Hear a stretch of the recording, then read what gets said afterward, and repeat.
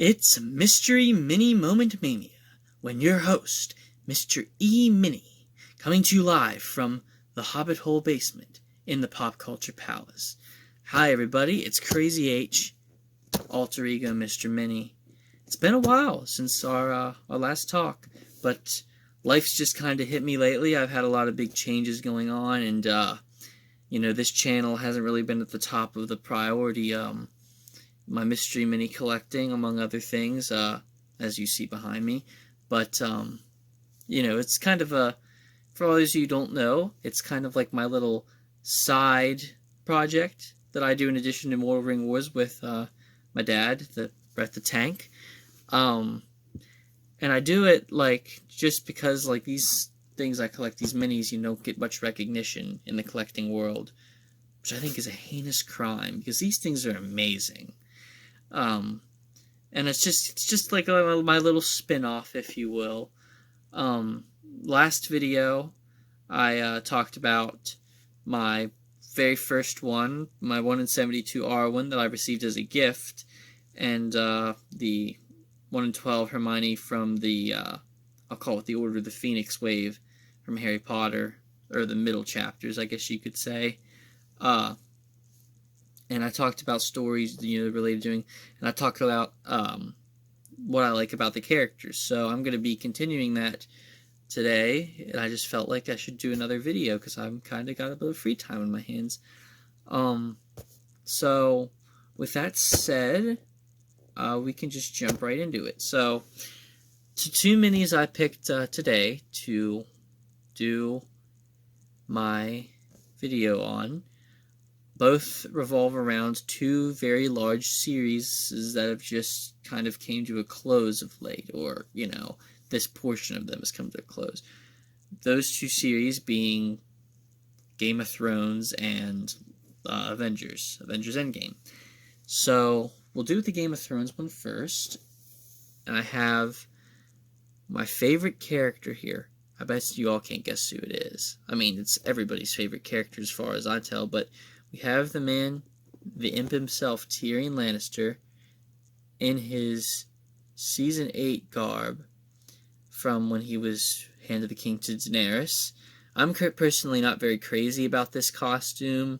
I liked it a lot in the earlier seasons when he wore, a little more color in his clothing and varieties. But I always liked his style of clothing, the kind of I don't know what you would call it, a tunic or a, that's, this nice piece kind of vest sort of deal that he's got going on. And I like him with the beard, but I liked him a lot without it too, so it kind of alternates. But, Tyrion, man, what can you say about him? He's just easily one of the most entertaining characters that's ever been in the show, easily one of the most, relatable in sense of the word. A lot of us have experienced those sort of feelings of feeling, put down by everybody else, in the worst possible way, and not being taken seriously for who we are, and Tyrion had to go through that in the worst possible way ever, within his family. And I've been rewatching the series post Season 8 with some other people that I know, and re-observing things and whatnot. Recently, I'm wrapping up Season 4 with one group of people that I've been watching it with, my uncle and my mom again. And the stuff that they put him through in that trial, that they basically just used him as the scapegoat to just to get rid of him, or try to get rid of him.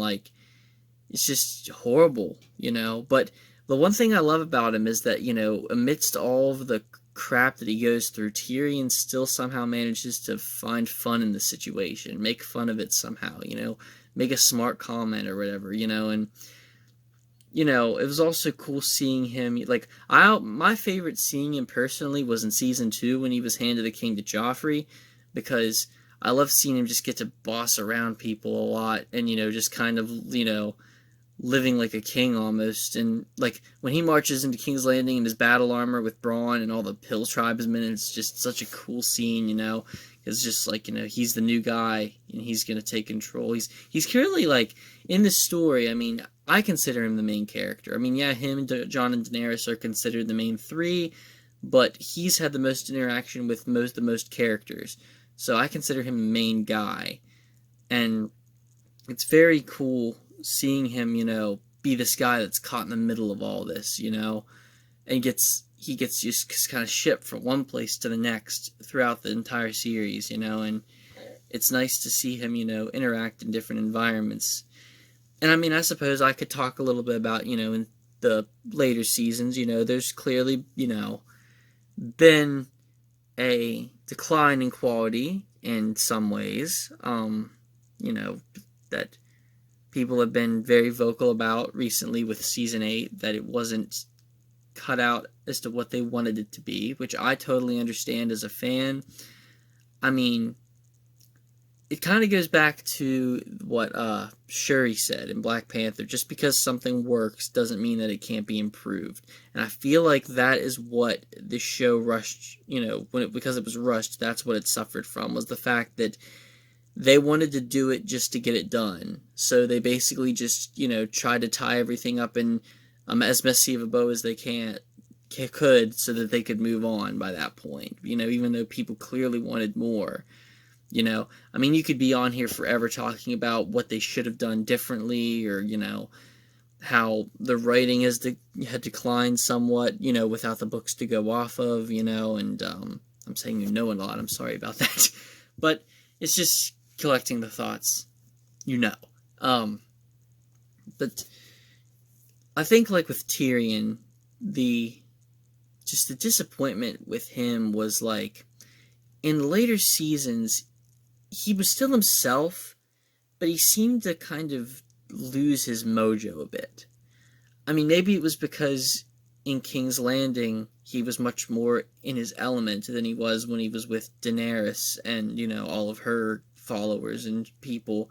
And he tried to make the most of the situation when he could, but, like, it just seems like by the end of it, he just doesn't really have much say anymore. Like, he's not that Tyrion from season 2 who can just boss people around and do what he wants. He's, like, changed a lot for whatever reason, you know, and I mean, honestly, he changed kind of for the worse. I hate to say that, but, you know, in some ways of what they did with him, you know, heck, you know, Peter Dinklage said it himself in the Battle for Winterfell episode, how, you know, foolish he thought it was of, you know, the people being hid in the crypts with all the dead people, and the Night King can raise the dead people, so why would Tyrion not say something about that? Or, like, even if Tyrion didn't know that the Night King could do that, like, you know, there I go again, he could still pick off, you know, that from somebody else that he knew, like Jon or, you know, whoever. But it is what it is, and I mean, I was as satisfied as I could be with how it ended. I'll still definitely cherish the first 4 seasons. The first 4 seasons of the show were phenomenal. But when it starts to get to 5, it kind of gets a little bit rocky and has lots of ups and downs. And by the time you get to 8, there's more downs than there are ups, but there's, you know, enough for me there to still appreciate it. Like, I like to say that about anything. I have a lot of very unpopular opinions when it comes to different stuff with movies. Like, I love basically all the prequels to everything. I love the Star Wars prequels because, you know, when I was a kid, that was my Star Wars. They have a special weird place in my heart because that was my generation's story. So I can watch them. Same thing with the Hobbit trilogy. Yes, it's not as good as Lord of the Rings, I know that, but they're not the worst movies ever made, people. Like, you purists out there, like, yes, maybe it wasn't a bad adaptation, but you have to differentiate an adaptation between a film.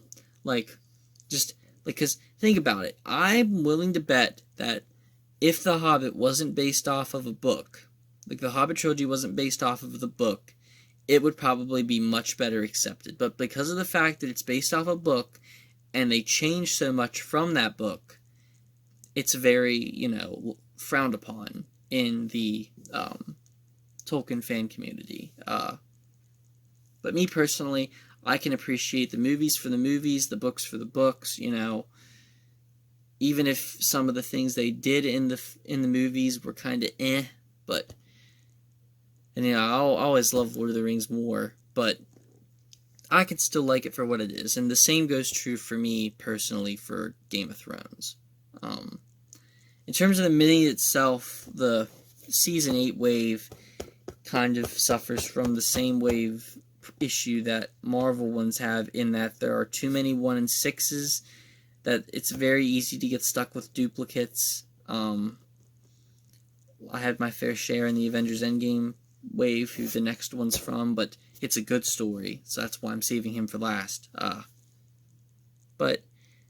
So I managed to probably get like 2 or 3 other Tyrions. I can't quite remember, like in the course of trying to get from that wave. I'm still only missing maybe about 8, counting the exclusives, so I about have half and half. But yeah, that's Tyrion for you. And, the entirety of Westeros. That's a bad impression, but I tried. So this next one, anyways, there's a great story behind it. So I was up, I had a day a couple months back before I started college, and I had some errands I had to do that took me to Kaiser. For those of you who don't know or are familiar where I'm from, Kaiser is probably about, like a 30, 45 minute drive from where I live, probably on the 45-hour mark, honestly.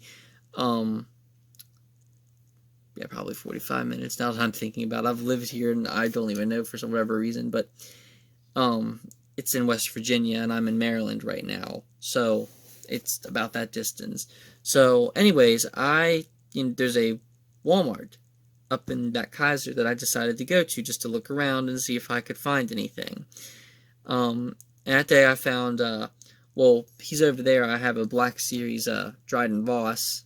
He was from a newer wave, and I hadn't seen him anywhere else, and he was the only one I saw, so I went ahead and grabbed him. But then I went back to check the electronics area where the minis are, and they had 7 Avengers Endgame mystery minis there.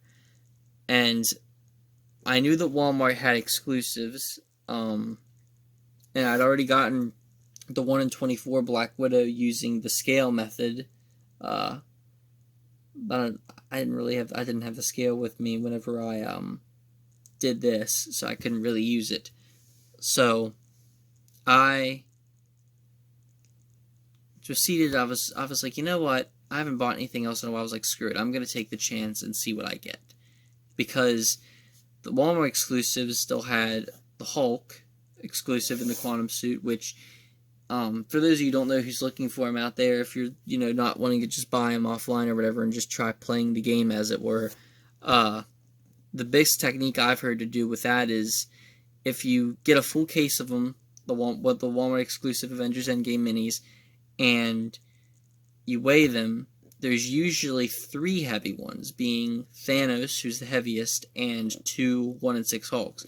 But if you weigh a Walmart case and there's 4 heavy ones, then chances are that the 4th heavy one is the exclusive Hulk. But the other one was the most challenging to find by far was the 1 in 72 Hawkeye from Walmart. And I was like, I'm just gonna take the chance, see what happens. So get out to the car, start opening them, and it's same old Cap, Thor, another Cap, another Thor, Hulk, Iron Man, all the same ones or whatever. And by that point, I'm up to 5, and I get to the 6th box, and I just instantly, when I was feeling it around, once I got the packing out, I was like, this one feels different. So after getting another Iron Man or whatever, that 6th box turned out to be the 1 in 72 Hawkeye Walmart exclusive. And I will tell you, I was so happy when I got this in the car, because it was the first one that I'd actually played the game and won, per se, by getting a rare one. Like, I consider this, of all the minis I have, I probably consider this my prized one, just because it was the first one that I got on my own, by taking that chance and getting him. And he's amazing too. I love the pose that they have him in with this kind of crouched down look. I like, the hairdo, of course, and he's got his bow out, to the ready. But I practically squealed in the car. I know that sounds crazy, but I did, because that's how happy I was, because I'd been waiting to get a break like that for so long with these Endgame ones, because they're ratioed terribly, I know that's how you play the game, but it's just, it's a hard win, but I will say it makes those wins all the more meaningful, which, was true for lots of things in life, but I know you can't really see him all that well for whatever the reason. Oh, I'm back. Yeah. He's a very nice one. Now, in terms of, like, Mini itself, I can't really talk about it much because his weight's going to be very similar to others, although I would probably say he's on the lighter side. But character-wise, Hawkeye, for me, was made the most likable by Avengers Endgame. Like, in previous Avengers movies, Jeremy Renner was always just, he's okay, he's Hawkeye, he's pretty good, but he's not anything. But, like, after Infinity War happened, I think it was apparent to a lot of people what direction they were going to take Hawkeye's character, in that they were going to have it start with him losing his family, because they kind of set that up in the past movies, that, his family that he made was one of the most things that mattered to him most, and then have him lose it somehow and cause him to go into this sort of psychological breakdown, where I like that idea that, he says at one point when he's hunting the Yakuza in Japan in the movie, and the leader asks, why are you doing this? And he said, the half of the world had Thanos, and for you there's me. Like, because he believes that, he thinks it's, horrible thing that the people who are still alive, lots of them are bad people who should have died, and that the people that should died should have stayed alive. And I liked, seeing him finally just sort of, he just really came into his own in Endgame for me for some reason, like as a, just his character, stuff with him and Black Widow is beautiful as always, and, their relationship with one another as friends, and even, almost more of a brotherly, sisterly sort of friendship, that's how much they cared about each other as characters. And also, I dug his costume, like his Ronin. Like, this is him, like, when he's got without the hood and the mask on and whatnot, the heavier elements and the sword. But I also just liked the scene towards the end when he was running with the gauntlet. That was a very cool, well-done moment. And him, he's like fighting all these, what were they called, the Outriders, through the tunnel and firing his arrows and them lighting on fire. And when he comes and breaks the grappling hook up to the tunnel and then shoots up and they're like chasing him and he just makes it out barely just in time. There were a lot of nail-biting moments in that movie, of what was going to happen next. They played that off very well.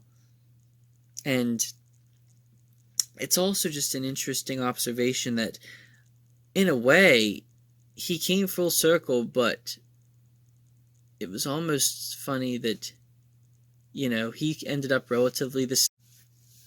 But yeah, he was a great character. And I was really satisfied with the way they tied up his story.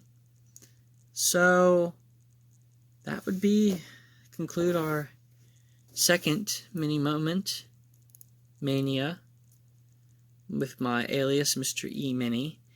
If anyone knows where I got that name from, that play on words from, you get 10 galleons in my book. So, speculate in the comments or wherever, if you will, where the alias Mr. E. Mini came from. And I'll give you a hint, it does have a significance in a pop culture film. You just might have to think back a little bit to years past. So, let me know what you think of these characters yourself, and things they did, in either Game of Thrones or Avengers Endgame. I love hearing, thoughts by people and getting to discuss, these movies that I'm very passionate about with others. It's an entertaining thing to do. So I hope everybody's well out there, and take care of yourselves. And until our next meeting, this is Mr. E. Mini signing off. Thank you.